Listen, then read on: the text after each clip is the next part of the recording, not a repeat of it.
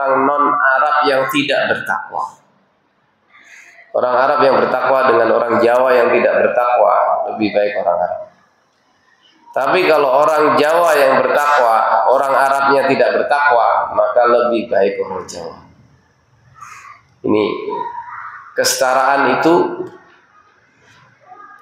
di dalam Islam bukan hanya basa-basi. Sejak awal Rasulullah bersikap seperti itu. Rasulullah selalu menekankan.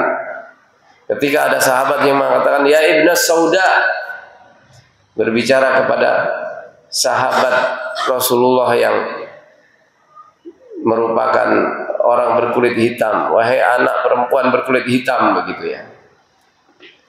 Kata Rasulullah, "Innaka mru'un fika jahiliyah." Kamu itu seorang yang dalam dirimu masih ada kejahiliahan. Orang mengukur kemuliaan berdasarkan ras, berdasarkan keturunan, itu di dalam dirinya masih ada kejahiliahan. Ukurannya jelas, inna akramakum indallahi atqakum. Walladzi khalaqakum min nafsin wahidah. Dialah yang menciptakan kalian semua manusia dari satu jiwa. Wahai manusia, kalian itu diciptakan dari satu nenek moyang, dari kakek moyang. Kakek kalian itu sama, yaitu Nabi Adam alaihissalam. Min nafsin wahidah, dari satu jiwa. Wa khalaqa minha zawjaha, dari satu jiwa itu Allah ciptakan pasangannya. Allah tidak melahirkan anak-anak Adam dari Adam kemudian langsung ke anak-anaknya, tapi diciptakan oleh Allah pasangannya dari Hawa. Diciptakan Allah pasangannya, yaitu Hawa. Tujuannya apa? Liyaskuna ilaiha. Adanya pasangan hidup itu bagian dari nikmat Allah agar seseorang merasakan ketenangan, ketentraman. Maka wajar kalau orang masih bujang, nggak tenang, labil orangnya itu. Ketika dia memiliki pasangan hidup, mulai liyaskuna ilaiha, dia merasakan ketenangan kepada pasangan hidupnya. Ini kalau untuk anak muda, enakan bujang aja katanya. Bohong itu. Gimana enak bujang? Dia nggak akan mendapatkan ketenangan. Liyaskuna ilaiha. Kalau dalam hadis itu, di surga itu tidak ada orang yang bujang. Laisa fil jannati a'zab. Nggak ada orang bujang di surga. Semua punya istri, Pak, di surga.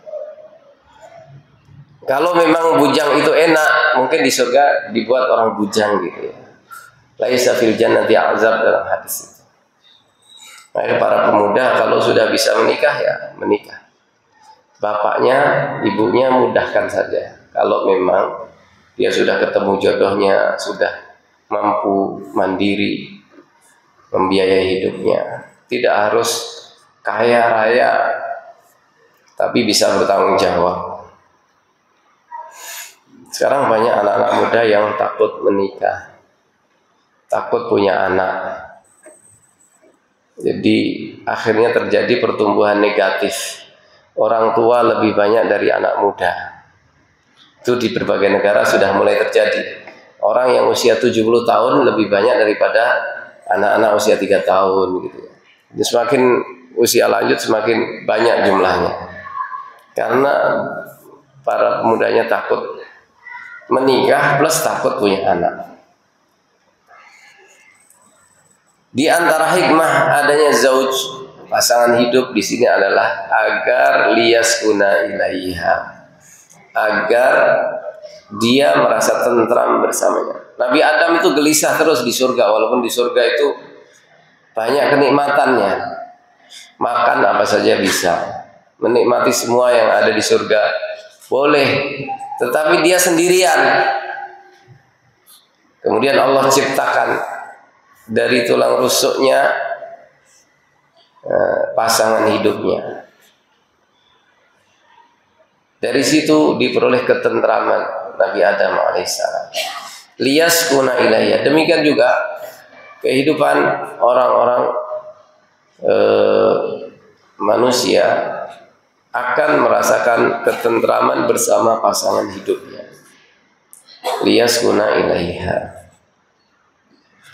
Falamma taghashaha hamalat hamlan khafifan famarrat bih.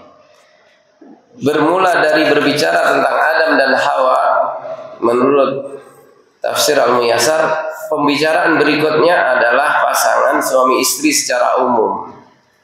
Ketika suami melakukan hubungan badan dengan istrinya, falamma taghashaha hamalat hamlan khafifan. Si istri akan hamil, mengandung dengan kandungan yang ringan. Dia mengandung benih suaminya berupa air yang ringan. Famarrat bih, maka dia terus berlalu.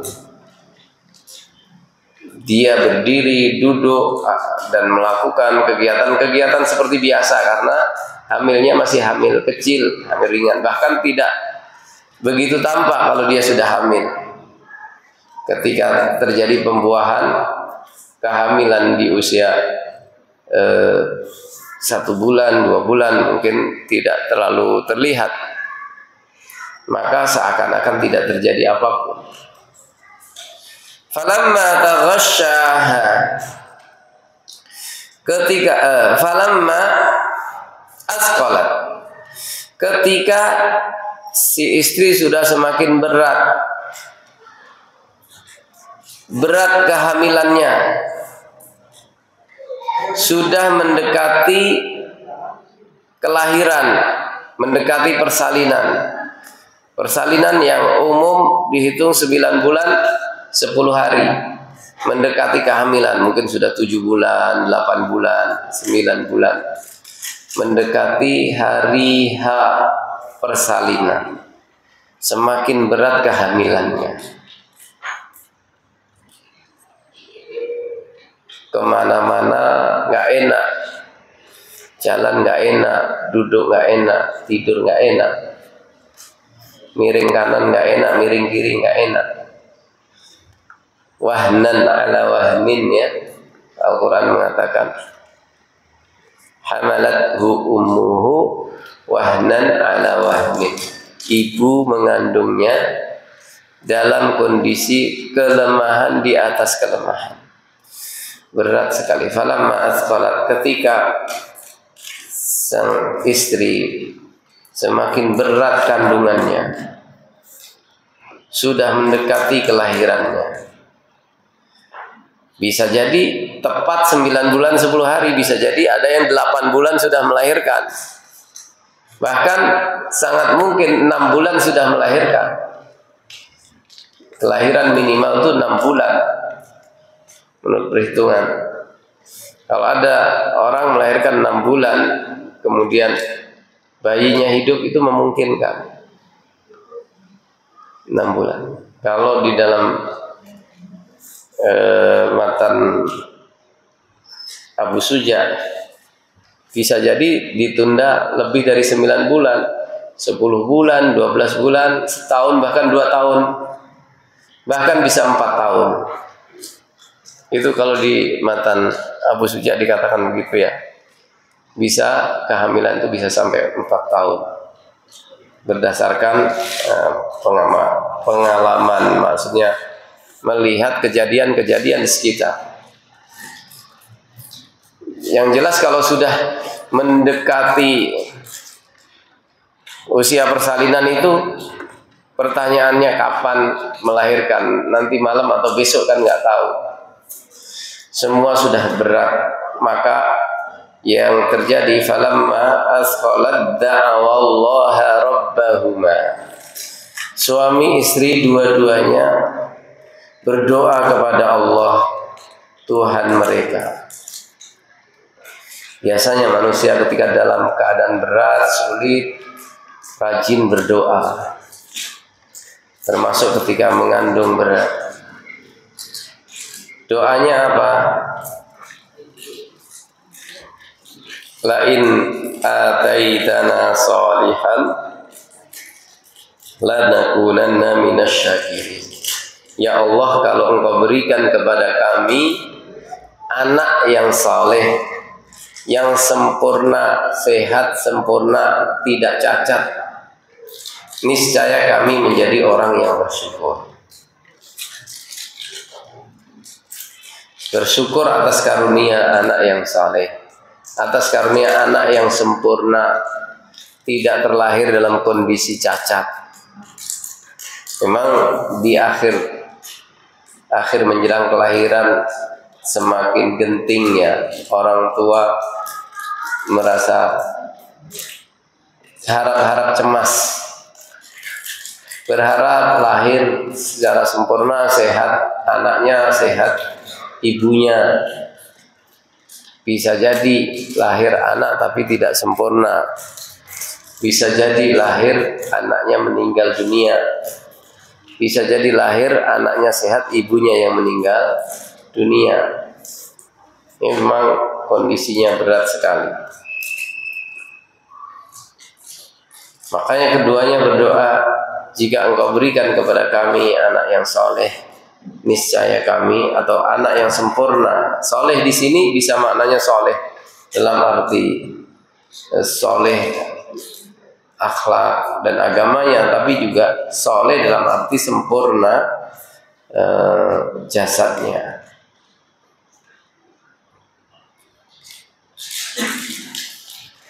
Keduanya mengatakan, kalau kami Engkau berikan anak yang sempurna, maka kami benar-benar akan menjadi orang yang bersyukur.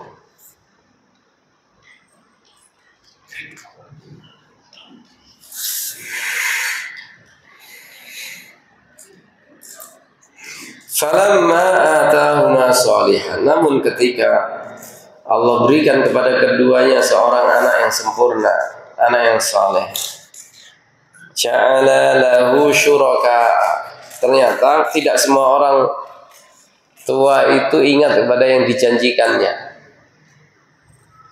Tiba-tiba banyak orang tua yang menjadikan sekutu bagi Allah.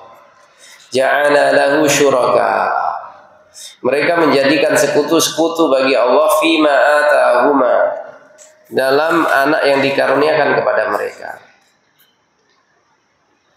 Yang memberi anak Allah, yang mengaruniakan anak Allah, tetapi mereka menyekutukan Allah dengan selainnya, beribadah kepada selain Allah, atau menjadikan anak-anak ini beribadah kepada selain Allah. Orang-orang musyrik mengajak anak-anaknya untuk beribadah kepada selain Allah. Orang Nasrani, orang Yahudi membawa anaknya untuk beribadah sesuai dengan ajaran Yahudi dan Nasrani. Ma min mauludin illa yuladu 'alal fitrah fa abawahu yuhawwidanihi aw yunassiranihi aw yumajjisanihi.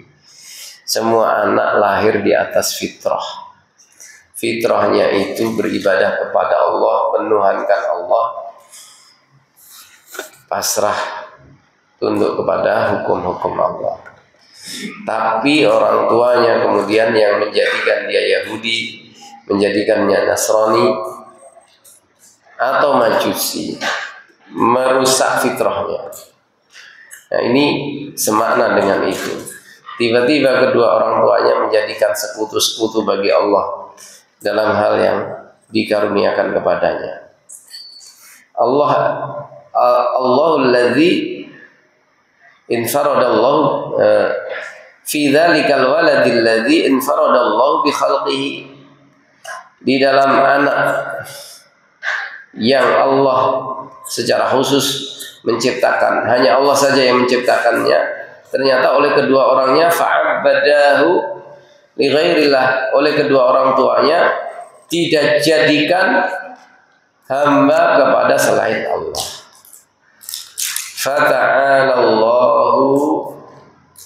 Fata'alallahu amma yusyrikun. Maha tinggi Allah dari semua yang disekutukan.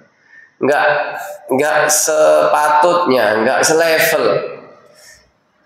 Yang disekutukan dengan Allah itu siapa toh? Patung-patung, manusia, atau malaikat, atau jin, atau makhluk-makhluk yang lain. Yang dijadikan sekutu bagi Allah, yang diyakini sebagai sekutunya Allah itu oleh orang-orang musyrik itu makhluk semua.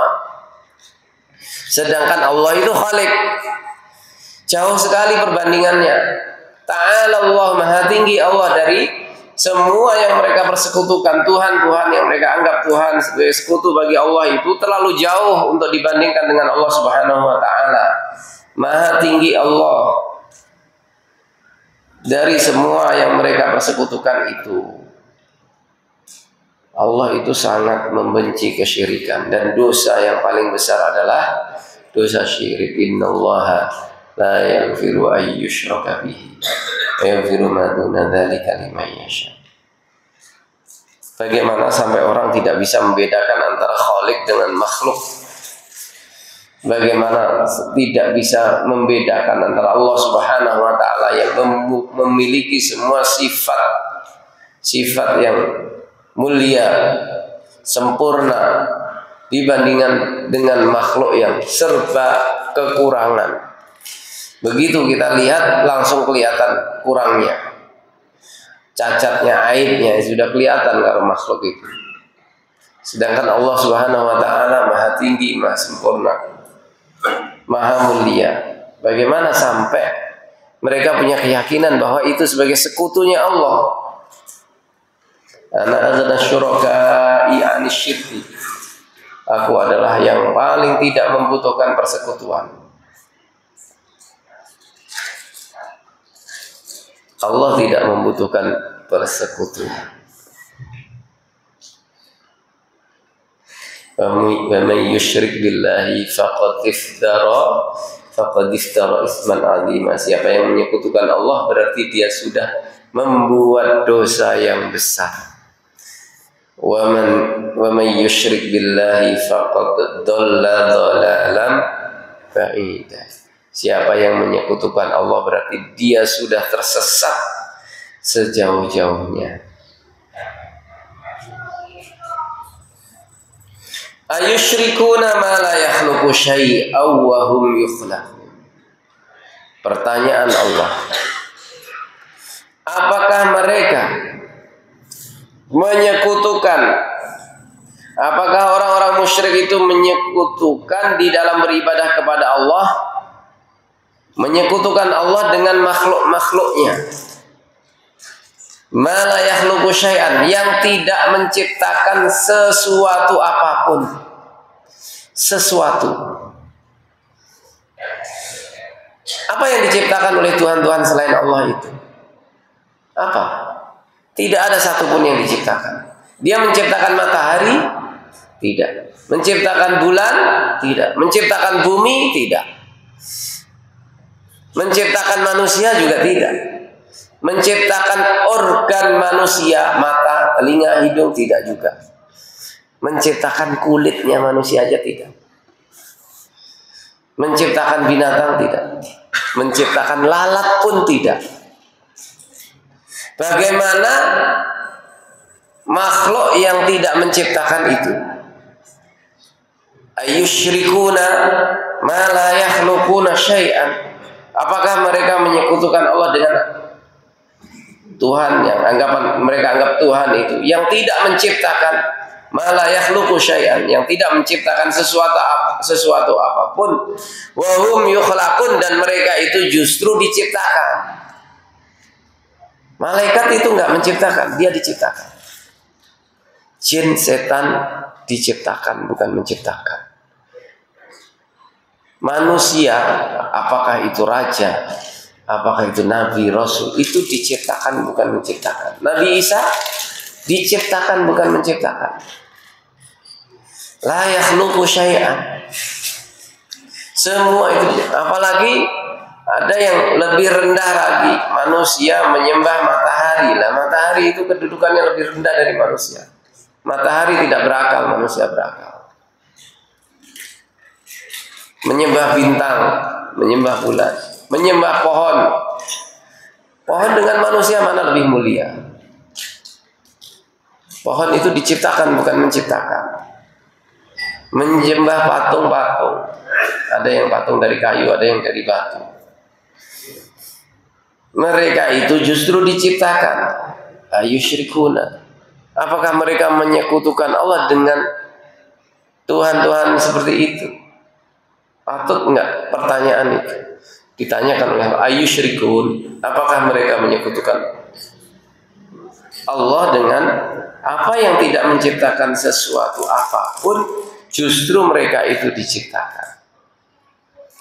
Wala yastati'una lahum nasran wala anfusahum yansurun. Orang menyembah atau beribadah kepada sesuatu itu tujuannya apa diantaranya? Kalau kesulitan minta tolong kan gitu kan? Ya Tuhan, wahai berhala-berhala, orang-orang musyrik, dia menyembah Tuhan-Tuhan patung-patungnya, inginnya kalau pas kesulitan ditolong, kalau terancam bahaya dibela. Bagaimana mereka menyekutukan dengan sesuatu yang wala yastati'una lahum nasran. Mereka itu tidak bisa menolong para penyembahnya. Kalau orang-orang yang menyembahnya sakit nggak bisa menyembuhkan, kesulitan nggak bisa memberikan jalan keluar, miskin tidak menjadikan kaya. Bahkan mereka tidak bisa membela dirinya sendiri. Makanya Nabi Ibrahim datang kepada berhala-berhalanya orang-orang musyrik. Dia datangi dihancurkan itu berhala-berhala itu. Lah dihancurkan, tidak bisa membela diri. Kok diminta untuk membela kita, membela penyembahnya? Dia aja nggak bisa membela dirinya, masa disuruh membela para penyembahnya? Ya pasti tidak bisa. Ada kisah disampaikan di sini dalam tafsir Ibnu Katsir ini. Kisah masuknya Islam Amru bin Jamuh. Karena Mu'adz bin Amr bin Jamuh wa Mu'adz bin Jabal. Ada dua Mu'adz. Satu Mu'adz bin Amru bin Jamuh. Amru bin Jamuh itu tokoh di Madinah ya. Seorang tokoh di Madinah, dia musyrik. Amru bin Jamuh. Kemudian Mu'adz bin Jabal sama Mu'adz bin Amru bin Jamuh ini. Dua orang anak muda. Karena syabaini qad aslama. Dua orang anak muda ini sudah masuk Islam. Lama qadima Rasulullah SAW al-Madinah. Ketika Rasulullah datang ke Madinah, dua anak muda ini sudah masuk Islam. Fakana ya'duani fil laili ala asdamil musyrikin. Yaksironiha wa yutlifaniha. Dua orang anak muda ini sering merusak di malam hari, merusak berhala-berhalanya orang musyrik. Dipecahkan, dihancurkan, dipecah-pecah, dipotong-potong. Wa yattakhidhaniha haqaban lil aramil. Dijadikan kayu bakar. Jadi ada Tuhan yang diambil dari kayu ya, dipahat dari kayu, kemudian disembah. Sama Mu'adz bin Jabal dan sama Mu'adz bin Amru bin Jamuh ini dipotong-potong, dijadikan kayu bakar, lil aramil, diberikan kepada para janda. Nih ada kayu bakar gratis. Padahal itu Tuhan-Tuhan itu. Liya'tabira qaumuhuma bidzalika. Agar kaum mereka bisa mengambil pelajaran dari peristiwa itu. Wa yarta'u li anfusihim, mereka bisa mempertimbangkan untuk diri mereka sendiri. Lah dia dipecah-pecah jadi kayu bakar itu ya diam aja. Dibakar pun dia juga diam saja. Enggak bisa apa-apa. Fakana li Amr bin Jamuh, Wa kana sayyidan fi qaumihi sanamun ya'buduhu wa yutayyibuhu. Amru bin Jamuh ini seorang tokoh di tengah-tengah kaumnya. Dia itu mempunyai berhala yang selalu disembahnya, kemudian dikasih wewangian, yutayyibuhu. Kalau Mu'adz bin Amr bin Jamuh berarti anaknya ya, yang masuk Islam anaknya, bapaknya ini tokoh tapi masih musyrik. Dia punya berhala yang biasa diibadahi, kemudian dikasih wangi-wangi gitu ya. Fakana yaji'ani fil laili fayunqisanihi ala ra'si wa yaltakhanihi bil udrati. Jadi kalau malam datang dua anak muda tadi membalikkan Tuhannya Amr bin Jamuh itu, didatangi, dibalikkan Tuhannya itu, kepalanya ditaruh di bawah, kakinya di atas. Kemudian setelah itu dilumuri dengan kotoran, dilumuri kotoran. Fayaji'u Amr bin Jamuh fayara ma sana'a bihi masuni abi. Amr bin Jamuh kemudian melihat besoknya itu, loh, Tuhanku kok udah kebalik nih kepalanya, kok kotor banget. Terus dicuci semani fayusiluhu wa yutayyibu, dicuci lagi, dikasih wangi-wangian lagi. Wa yad'u indahu saifan, kemudian Tuhannya ini dikasih pedang. Ini tak kasih pedang. Sambil mengatakan nih, intasir, kamu kok membela diri gitu loh. Tuhan kok nggak membela diri gitu. Akhirnya dikasih pedang. Summa ya'udani limithli dzalik. Kemudian dua anak muda tadi balik lagi melakukan hal yang serupa. Amr bin Jamuh wa ya'udu ila sani'ihi aidan. Kembali Amr bin Jamuh melakukan hal yang sama. Dua anak muda tadi membalikkan kepalanya, mengotori. Kemudian Amr bin Jamuh mencuci lagi, ngasih minyak wangi. Kemudian mengatakan, kamu membela diri, ini buat kamu membela diri. Hatta akhadhahu marratan faqaranahu ma'a kalbin mayyit. Nah, satu ketika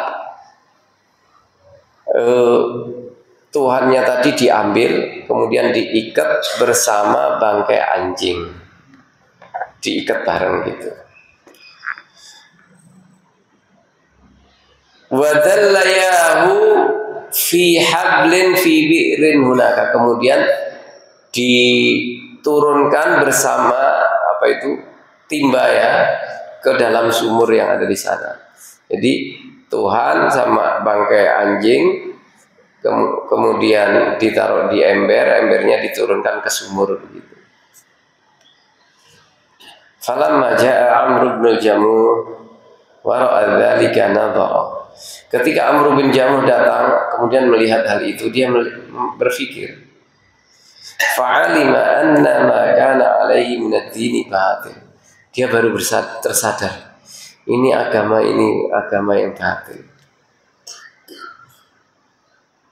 Kemudian dia bersyair, tallahi law kunta ilahan mustadin lam taku wal kalba jami'an fi qarinin. Demi Allah, kalau engkau betul-betul Tuhan yang layak disembah, tidak mungkin kamu menjadi satu diikat bersama bangkai anjing. Nah itu. Akhirnya beliau masuk Islam dan beliau baik Islamnya, kemudian beliau termasuk salah satu syuhada perang Uhud, Amr bin Jamuh radhiyallahu anhu. Jadi mereka itu tidak bisa membela yang menyembahnya dan tidak bisa membela diri. Wa in tad'uhum ilal huda la yattabi'ukum. Dan jika kamu menyeru mereka kepada petunjuk, mereka tidak akan bisa mengikuti kalian.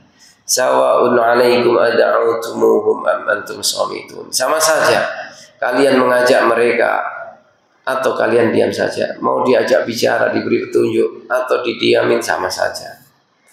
Innal ladzina tad'una min dunillahi ibadun amsalukum. Ini kesimpulannya ya. Semua yang kalian ibadahi selain Allah itu adalah hamba. Seperti kalian hamba, mereka juga hamba. Fad'uhum falyastajibu lakum in kuntum shadiqin. Maka serulah mereka, berdoalah kepada mereka, biarlah mereka mengabulkan doa-doa kalian jika kalian memang benar keyakinan. Ini semua kepada orang-orang musyrik bisa ditanyakan hal yang sama. Ini logika yang bisa menyadarkan orang-orang musyrik tentang salahnya perbuatan mereka, kesyirikan yang mereka lakukan. Harusnya demikian. Demikian, mudah-mudahan apa yang kita kaji ini menambah ilmu, menambah iman, menambah keistiqomahan kita di atas dinul Islam.